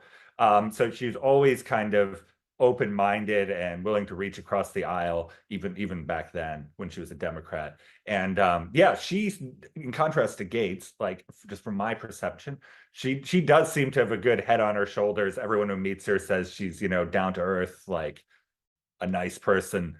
So the betting odds favor her to pass confirmation for what it's worth. Yeah, I would too. I would bet that Tulsi Gabbard probably makes it to the Senate confirmation without the problems that Matt Gaetz faces. What about Robert F. Kennedy Jr.? I mean, do you think that he does have that there's a shot that they'll block him? Do you think he'll make it through? I mean, your thoughts? Definitely a chance that they'll block him. The betting odds say for both him and Gabbard, it's like a 70% chance that they'll pass, which is like, it's going to be close. There are going to be some hearings that we're going to be paying close attention to and actually watching, unlike the typical hearings where no one pays attention. Nice. Well, Maxim, you're kind of like the man has met his hour in terms of political predictions and polling, and with the massive story that the Polymarket story has begun. I mean, you're kind of poised to take advantage of this from the perspective of you're really one of the best experts that there are to speak to issues like these. So I'm glad that you're our friend and that you join us and that you're so generous with your time. Thank you, Maxim. Is there anything else that you'd like to share with us or share with our audience before we let you go today? Thank you, Austin. I always enjoy this show too. And on my Substack, MaximumTruth.org, in the next couple of days, I'm going to publish updates on how accurate the betting odds have been. So there we people go. Subscribe there, they'll get those and do some real deep dives. MaximumTruth.org, right? You got it. Your name is Maxim, but the website is MaximumTruth.org. I'll make sure people follow your Substack. We got a lot of people watching, 1,300 people. We better get Maxim a couple more subs today. MaximumTruth.org. Have a great day, Maxim. We'll talk to you soon. Thanks, Austin. Great talking. Thanks. Have a good one. Tulsi Gabbard is someone who has met with war criminals, violated the Department of State's guidance, and secretly, clandestinely went to Syria and met with Assad, who gassed and attacked his own people with chemical weapons.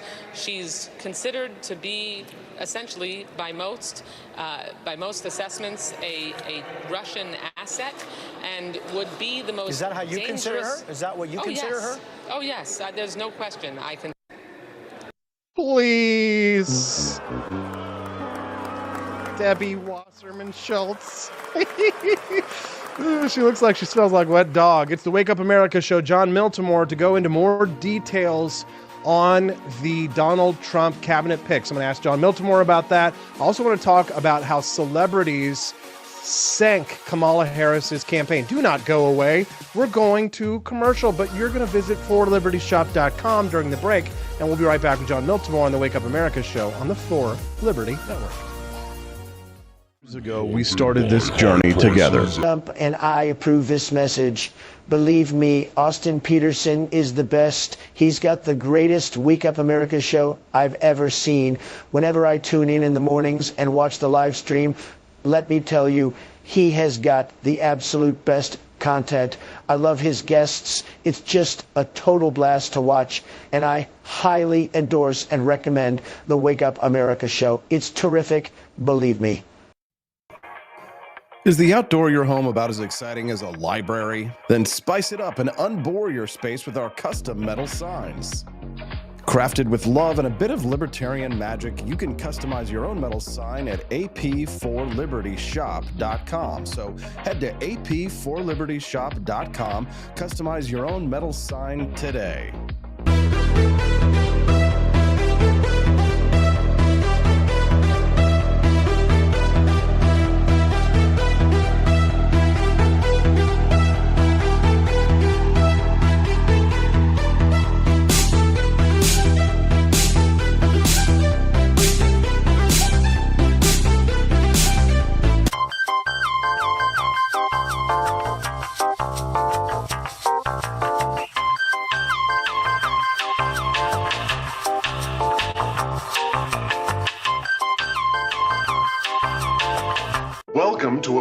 of vocal discovery at Peterson Voice Studio.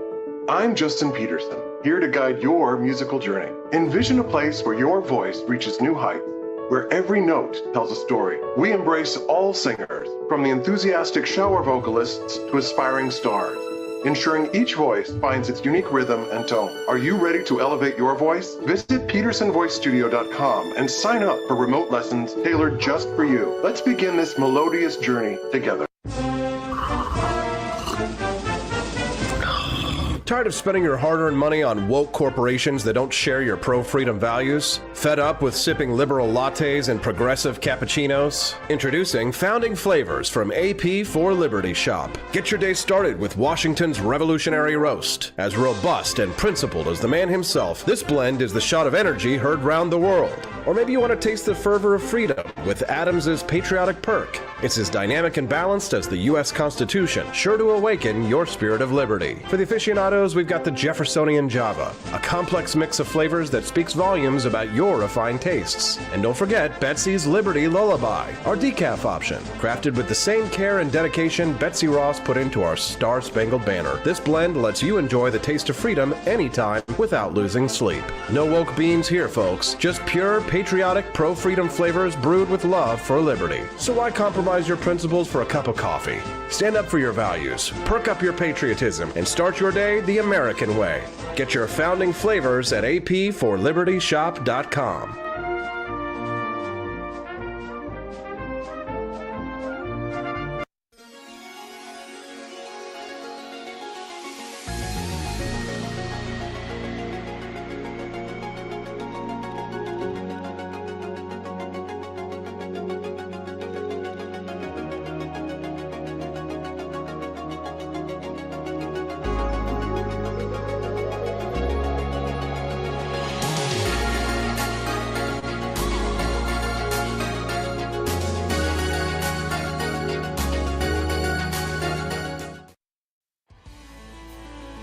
Good morning, Rise and Freedom.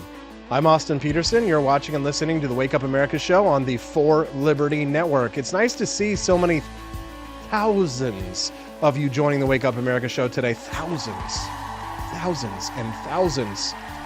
1,200 people are joining us live over at rumble.com now. That makes me so happy, but it makes me sad to think that some of you might not come back tomorrow. That would suck. We don't want that to suck. We want you guys to hang out with us again tomorrow morning at 7 a.m. Central Time. If you join us again tomorrow morning at 7 a.m. Central Time, you're going to get the same great show. You're just going to have different guests, different themes, different topics. Each day typically tends to have a certain theme. Mondays, it's Mondays with Miltimore. John Miltimore will join us in just a moment. Thursdays, Thirsty Thursdays, the lovely Ladies of Liberty. Fridays, Freedom Family Fridays, the loveliest Lady of Liberty, my sweetheart, redheaded libertarian wife, Stephanie Peterson, as well as my little baby, Hazel Rose. Beautiful women who love freedom. I'm all about it. But sometimes we got to talk to the boys. This election was very much, I feel like, a referendum on the war of the sexes to some extent. Did you see the UFC where Donald Trump showed up? He got handed the title belt. It was very exciting. Kid Rock. All right. My next guest is just oozing masculinity. It's oozing out of every pore. His name is John Miltimore, and it's Mondays with Miltimore. Good morning, John. Hey, good morning, Eddie. How are we doing today? Good, John. How are you feeling today? Feeling manly, masculine? You ready for Robert F. Kennedy Jr. to give you anabolic steroids, shrink your testicles, but increase the size of your pecs? What do you say? Hey, you know me. I've been on, talking about it about the last year.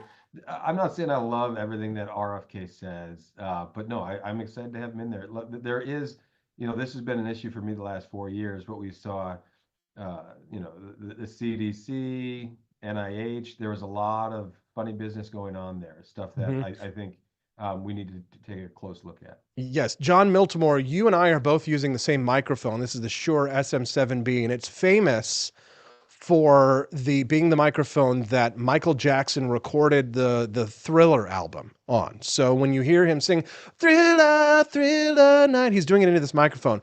But one of the features of this microphone is that it is very gain heavy, meaning that it sucks up a lot of gain, which means that typically your audio level is lower. So you have to bump it up. Therefore, you have to kind of like bump up the gain. So if we could just get maybe 6 more decibels out of you, John, I would be happy. You got it. And you would be doing a service to the legacy of Michael Jackson, because this is Thriller Night. Thank you for that, John. Talk to us about Robert F. Kennedy Jr. He's talking about, here's the thing that I got really excited about, I'll be honest, because I saw this reported that he is actually interested in firing the entire nutritional staff of the FDA, eliminating the nutrition department of the FDA entirely. When I hear things like that, I go, that's the Robert F. Kennedy Jr. that I want. Not the one who's like, I want to ban seed oils or all this kind of stuff, toxic chemicals and fluoride and all that kind of stuff. Like, that is like maybe a little bit more like gray area we need to discuss. But when he says eliminate the nutrition department of the FDA, I'm like, that would solve a lot of our problems. They're the ones responsible for the food guide pyramid. They're definitely part of the problem for why we're so fat. What do you say? I simply don't think we need all these federal departments if you, whether it's HHS or these other ones. We don't need a commerce department that's out there. Commerce happens by itself. And, there's some stuff that RFK is saying that, like corn syrup, like we're going to ban corn syrup. Like, okay, let's back off here. Like one of the things that we've been looking at the last several years is, we don't need the FDA or any other department dictating, what we have in our drinks. This is where some of the problems came in. But yeah, I think we need to take a careful look at these bureaucracies. There's a lot of fat there. Start trimming it, and I don't think we don't want Washington telling us what's going in our soda pop or our cereal. No, I completely agree. I'm with you on that one, John. But I wonder if we're going to get off into the weeds of trying to like micromanage people's lifestyles. I'm kind of laughing at all the memes that are coming out, John, because there's pictures of Robert F. Kennedy Jr. on Air Force One, and they're all eating McDonald's, and he's holding up the cheeseburger, and the memes are of him like crying because they're like forcing him to eat it, like kind of like hazing him a little bit, like, come on, RFK, eat the McDonald's. And I was watching Bill Maher over the weekend, and he was talking about like he thinks McDonald's is delicious, and it's kind of like, yeah, it's people's free choices. I mean, to an extent, people in the United States, like, you should be free. People know that McDonald's is not healthy, drinking soda is not healthy, but we do it because we like it, and it's more affordable than the fine dining restaurants that, the overlords who rule over us go out to. We can't all afford caviar and prime rib every night. You know what I'm saying? I just thought it was amazing when Bill Maher said that. Everybody looked at him like he had cauliflower growing out of his ears. Like, yeah, McDonald's does taste good. Do I eat it very often? No, because I know how many calories are in the food. I know it's not that healthy, but McDonald's does taste good. And, like all his panel members there kind of looked at him like what? McDonald's tastes good? So talk to us about the Tulsi Gabbard pick, though, John. That's a big one. The Department of Director of National Intelligence. This puts her in charge of people that have been persecuting people like her for years. What's your take?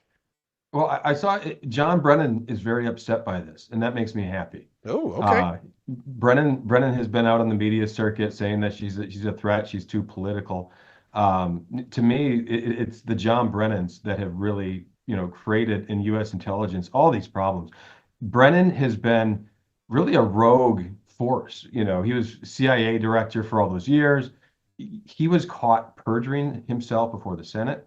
And this is when the CIA was caught spying. And these are things, this isn't, you can go read this Google it in the Guardian. Like, a lot of people might not know this. The CIA was spying on congressional staffers who were preparing their report on the CIA's torture program. They got caught. And they got their hand slapped over it. But Brennan, when he was called to testify before the Senate, he lied about this. And Ron Wyden, the chair, Democratic senator, called him out on it. The problem is nothing happened to Brennan. He still has not. He didn't just keep his job. He still has a security clearance today. These are the people that. If Donald Trump is serious about cleaning house, you start by taking away the security clearance of people like John Brennan. He's been, like I said, a rogue force in U.S. intelligence. If he was behind that letter of the 51 former U.S. intel officers, he was at the heart of that. And so I hope Tulsi Gabbard, I hope she, assuming she gets nominated, that she takes a careful look at people like this. We start cleaning house and say, no, you don't deserve a security clearance. You've been acting in a political and partisan way for years. Talk to us, John Miltimore, about the Matt Gaetz Department of Justice pick, because I was kind of shocked that he went for such a hardcore MAGA guy in some ways, because, he's not always putting people who are like 100% Trumper in every role. Marco Rubio, a little bit more of a neocon, despite him kind of like being a little bit more trepidatious about hiring neocons. He did look at him, tap him for Secretary of State. But when it came to that other role, I think that's kind of fascinating. What's your take on that? A lot of people have asked me about this one. I don't think that Gaetz is going to get confirmed. In fact, you don't think Matt Gaetz is going to make it? No. And I have no inside knowledge on this, anything like that. But why? Because he made too many enemies with the McCarthy thing? I think there's a couple of reasons. The people in the Senate are going to, we've already seen a lot of people talking, but they don't like that pick. There's also this ethics report in the House. And when you look at, that report has not been released. Mike Johnson is saying he does not want to release it. The problem is there's some serious allegations in that ethics report. I said they accused him of sleeping with a 17-year-old girl, which is an interesting allegation. And I would think that if they could prove that they would have brought charges, which they didn't do. Here's the problem with those kinds of things, John, and it may be that it is what sinks him, even if you or I agree or disagree. But it's like Trump grabbed me in a closet in 25 years ago. We have seen the left's playbook time and time again is to use sexual assault, rape, pedophilia, to use these kinds of allegations to take someone out and then completely smear them in the media to say things like, John, if I go and I do a 5-minute search on you and your name and your girlfriends and do a little Facebook sleuthing around, then I could say, John, you're being investigated for sexual assault. How do you respond to that? It's like, I just investigated you. You know what I mean? But it's like, do we jump to conclusions right away? I've seen too many good men be accused of things that they did not do in politics. And quite frankly, I am more on the side of it's a smear to attack him because of his attacks on Kevin McCarthy. And the reason why I think that, John, is because that's what they did to Madison Cawthorn when he told what I believe to be the truth, that the Republican cocaine orgies are on Tuesday in Washington, D.C. And that's why they went to go take him out to try and destroy him, because he told the truth. And that's what I think this Gaetz shit is. What do you think? No, and again, I wasn't there, so I'm not going to say I know anything. Yeah. But when you look at this, there's one person who's already in prison over, who pleaded guilty. There were underage girls at these things that were, there was. If you look at the details, it's serious stuff. They didn't have enough to put Gaetz away, right? Like, and I think that's a sound, argument to make. This report is going to come out, whether it comes out through the House or it's leaked. Somebody's going to leak it, just like the Supreme Court shit. Yep.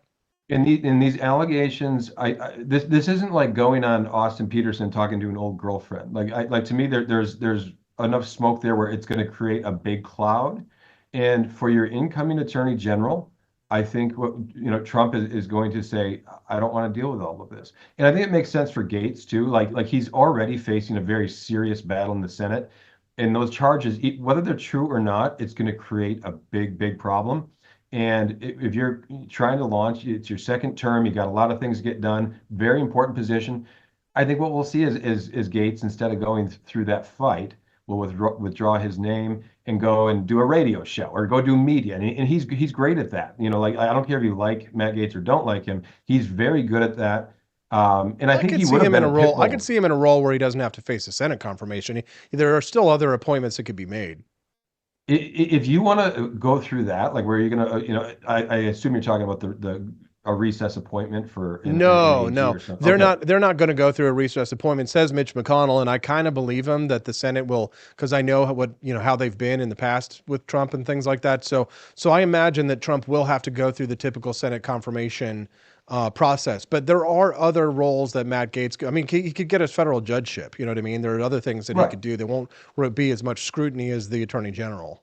Yeah, this is a key position. Like, let's face it. Like, and even if you didn't have that, I'm not sure Gaetz could have got through the Senate with all these clouds. I just think it's one. And again, I have no knowledge. Maybe I'm wrong. Maybe Matt Gaetz becomes Attorney General. I predict within 3 weeks. I hope he does. I mean, I think you're right to be skeptical that could happen, just because I think that, kind of like Madison Cawthorn, when you make the wrong enemies, like they're more, some of these politicians are more powerful than God. They're gods on earth, and what they can do to destroy someone entirely is it's outside the normal powers, even of government, the amount of power that these people have. And just a final point on that, we know Gaetz is viewed as a partisan, and I think he is a partisan, right? And I'm not sure as Attorney General you want someone like that. I think you want someone that can at least have the appearance of being above things a little bit. True, but that would be, if we lived in a normal world, John, I would agree with you, but I don't anymore. I actually think that we need bleach. I don't think we need Simple Green or any of these environmental cleaners to clean out the swamp. I think if you want to drain the swamp, then you need acid and you need bleach. I think that that acid is what Matt Gaetz is, right? You're essentially pouring hydrochloric acid all over the top of Washington, D.C. with that pick. Washington, D.C. might renounce it. They might refuse it. But I do think that, if he does get across the finish line, let's say he does become Attorney General successfully, and I hope that he does, that's the equivalent of throwing acid in the face of the left. And I think it does need it. And sometimes you do have to bring out the big guns. And I think that Matt Gaetz is what our culture does need at this point, because he goes there not making friends. Every time I turn on the news and I'm watching Matt Gaetz, he's always roasting some asshole that I don't like. he's always just cooking somebody that I'm like, that needed to be cooked. And also he has some kind of like weird, dalliance with Alexandria Ocasio-Cortez that I find kind of erotic and entertaining as well. So I don't know, maybe that way, if he's AG, she'll be like, I'm going to leave my cuck boyfriend, get me some Gaetz action. And There is a little bit, there's a magnetism there. I've seen it, like when the House, when they talk, I know there's been a lot of jokes about that on Twitter, but you kind of see it. Yes. All right. I want to go switch topics real quick. I want to actually play for you a clip. This is Stephen A. Smith talking about Oprah. Take a listen.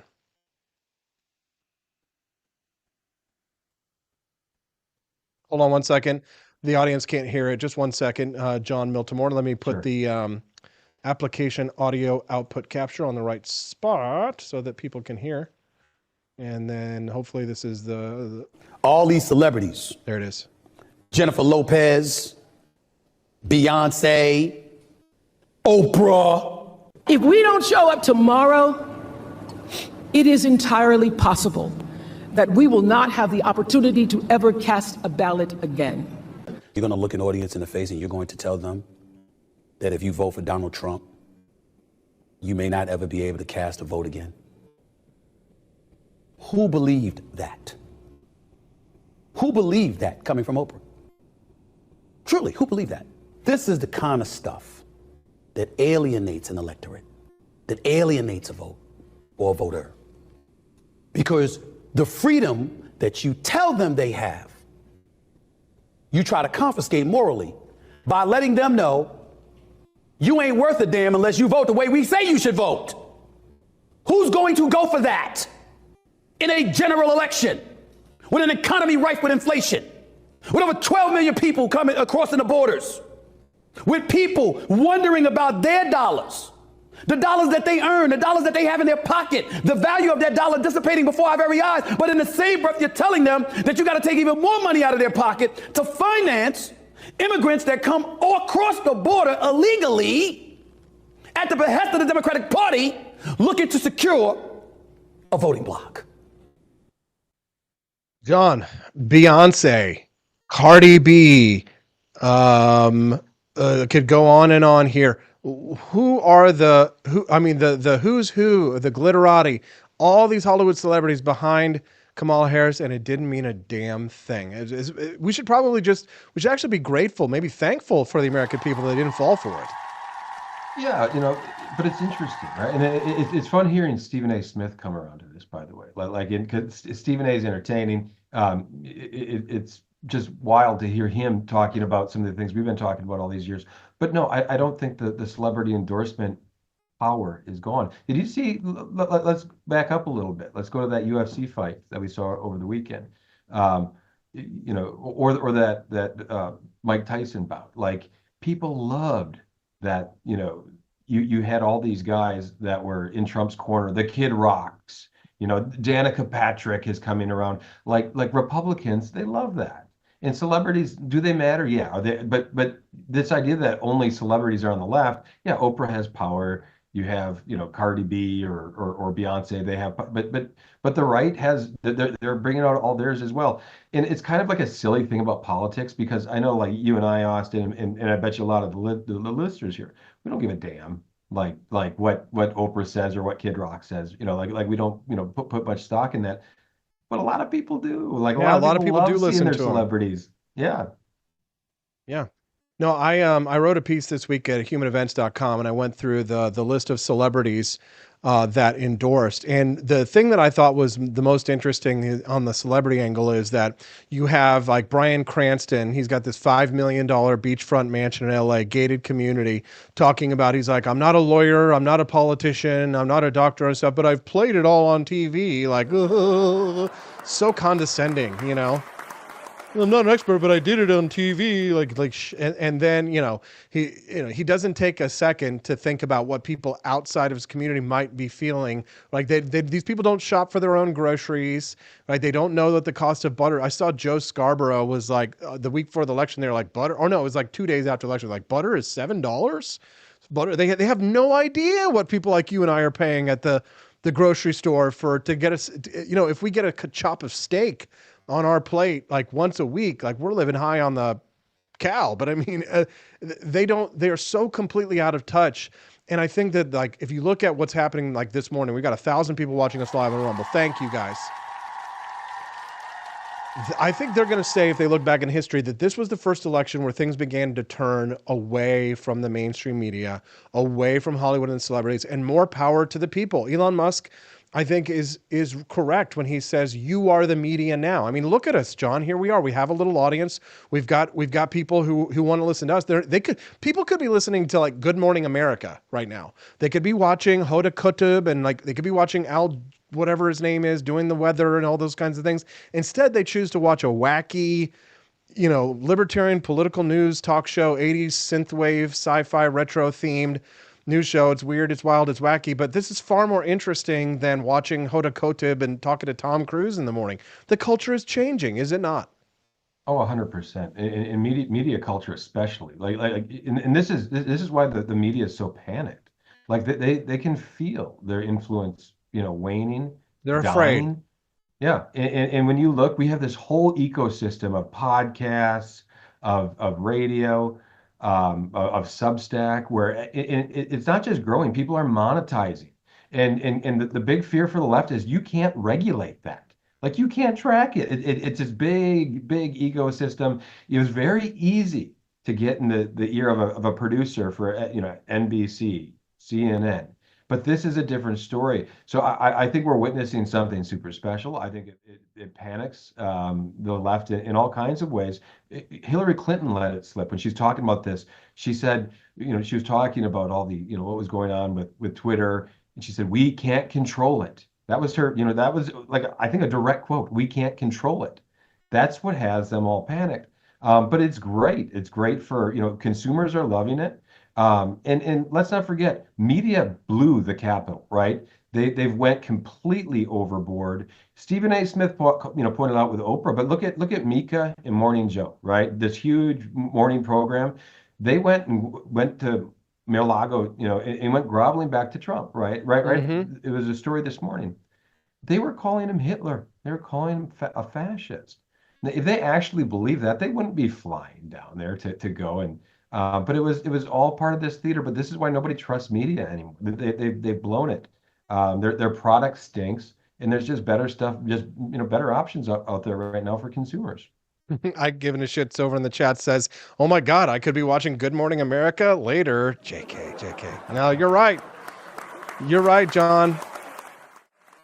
We are the media now, thanks to Rumble, thanks to X.com, and I'm so glad and grateful for it. Thanks for being a part of it, John. I mean, things are always changing in technology and media and live streamings and podcasts and everything.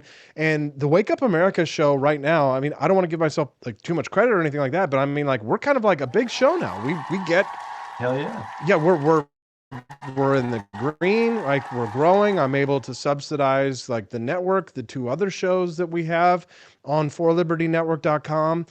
We're able to sell merchandise to a large and increasing audience. And yeah, they can't control it. Hillary Clinton can't stop me from selling Department of Government Efficiency hats and t-shirts and windbreakers to people.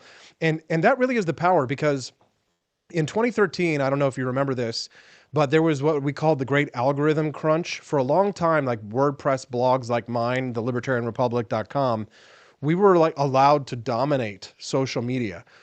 Whenever you went to Facebook, you would always see the Daily Wire, Ben Shapiro, trending. My stuff was trending all of the time. My news stories would be trending, Dan Bongino and stuff like that. We ruled, we dominated social networks. And then what was happening was all of the advertising dollars were going away from Newsweek, from CNN, from all of the old magazines, and then they shut it down. They started suppressing us, John, in 2013, suppressing our voices, and they killed little guys like me who didn't have a network to build on or people to really complain or have the advertising dollar leverage. Ben Shapiro, you're not going to see him at the top of Facebook anymore, right? They suppressed us all. But we know what we did, the most libertarian thing of all, John. We created a parallel economy. That's what Rumble is, and that's what cryptos are. That's what X is now that Elon Musk owns it. We've built a parallel economy, even down to the servers. Remember what they did to Parler when they ripped out Amazon servers from underneath, completely destroyed that social network? We've learned our lessons, haven't we, John? No, we have. And we're just starting. That's the great part. No, I'll go back. Yes. They are going to try to regulate this. They are going to try to kill it, what's happening, but it's going to be a lot harder. And because it is so sprawling. And it's an exciting time to be in media. Yeah, they're going to try and shut us down, but we're not going to let them. So click that like button. Follow the Wake Up America show. Mondays is Mondays with Miltimore. John, tell me what you got going on in your world, your life. What are you plugging today? Hey, I got an article in the Washington Examiner coming out, something that touches on, Nate Silver had a good one. He pointed out basically on the left today, they're treating disagreement like heresy. And I thought that was interesting that Nate Silver said that. So I'm looking at that. Otherwise, just check out all my content, The Take by John Miltimore on Substack. There we go. John Miltimore. Hey, John, thank you for all you do for freedom. And thanks for being a stalwart, a staple of the Wake Up America show. Every Monday, we do Mondays with Miltimore. You have a great day. Hey, great being with you, AP. Have a good one. Thanks. You too. All the things that make me mad about those other guys and all the things that they do wrong, the one thing that I will not forgive them for is their try to steal the joy from this country. Hold up. Wait a minute. Something ain't right. But all good things must come to an end. Yes. The field agent jacket, I feel like, is the number one amazing thing, though. ForLibertyShop.com. That's the number 4. ForLibertyShop.com. We've got beanies, bomber jackets, tank tops. Thank you, Brad Beckman, for helping us put together this collection. The field agent sweatshirts, baby onesies, Christmas ornaments, stickers, t-shirts, hoodies, everything. Department of Government Efficiency. Get them in at ForLibertyShop.com. Get those orders in. Come on, guys. We've also got Baked AF Christmas. We've also got our holiday collection of funny libertarian merchandise, Baked AF, which I think is pretty funny. So check out the full collections, guys. Do some shopping. Get some Christmas shopping done at ForLibertyShop.com. We've got Trump merch. We've got libertarian merch, anarchist merch for anybody who is to the right of Joseph Stalin. It's the Wake Up America show's merch shop. Beanie, meep, meanie, meanie, meep, meanie, meep, beanie, beady, beady, beep, beady, beady, beep, beady, beep, beady, beady, beady, beep. Now, one last thing before I go. I do have to say thank you to our friends and our sponsors over at rumble.com have hooked us up with our friends over at positive.com. If you've got a dog, I've got two, then and you've been there. Sometimes your pup is like sick one moment, then he's miserable, and then he's full of energy, and then he's full of energy, and then he's sick, right? And then you're calling vets in the middle of the night or on the weekends, trying to find a clinic that'll take us in. I've been there. It's a terrible way to manage your dog's health, not to mention your stress levels and your monthly budget. That's why people are getting the Pet Emergency Kit by Positive. It contains critical medications and supplies that can not only keep you out of the veterinary office, but may even save your dog's life. Their kits contain critical medications like activated charcoal if they swallow something poisonous, styptic powder if they get a cut, and more. It might save your dog's life. Head over to positive.com and use STUDIO, that's the code, STUDIO, to get 15% off your Pet Emergency Kit. Another great gift for the pet lover in your life. And we'll see you guys right back here tomorrow morning on the Wake Up America show on the 4 Liberty Network. Take care, guys.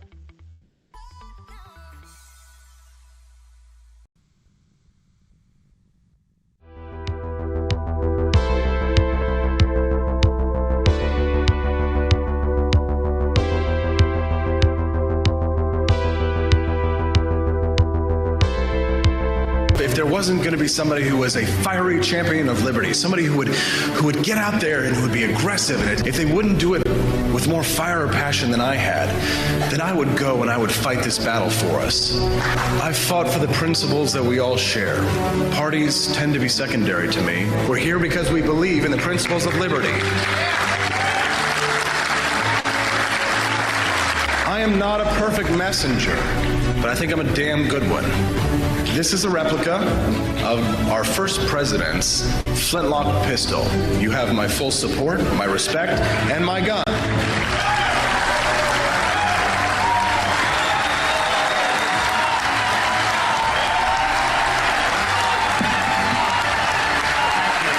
I think that the heart of my philosophy is much more libertarianism than well, that's the fashionable word these days, I guess. A conservative is no longer just that. He's a libertarian and always has been.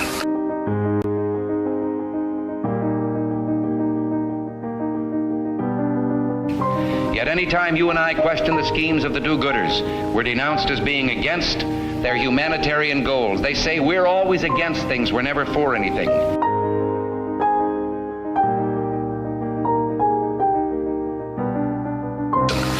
What is fascism? Fascism is private ownership, private enterprise, but total government control and regulation.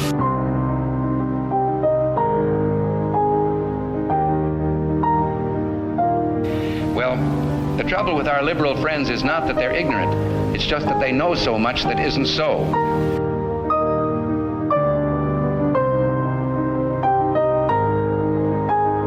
If we lose freedom here, there's no place to escape to. This is the last stand on earth.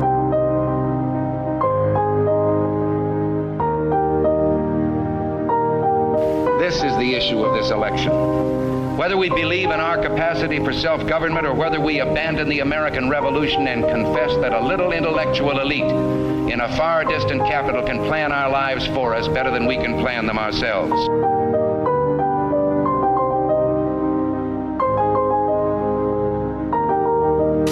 Conservative, so-called, is the one that says less government, get off my back, get out of my pocket, and let me have more control of my own destiny.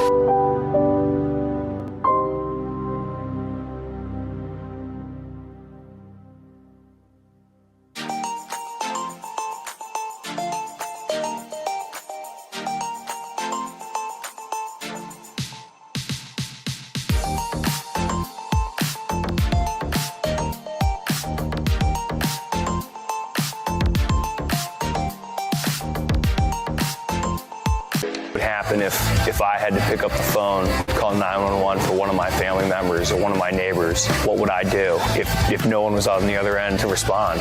What if there was no 911? So you can be a part of the solution. Anybody can be a firefighter. Male, female, younger, older. We have school teachers. We have leaders in business. Is me, you, anyone that wants to be. There is no typical firefighter.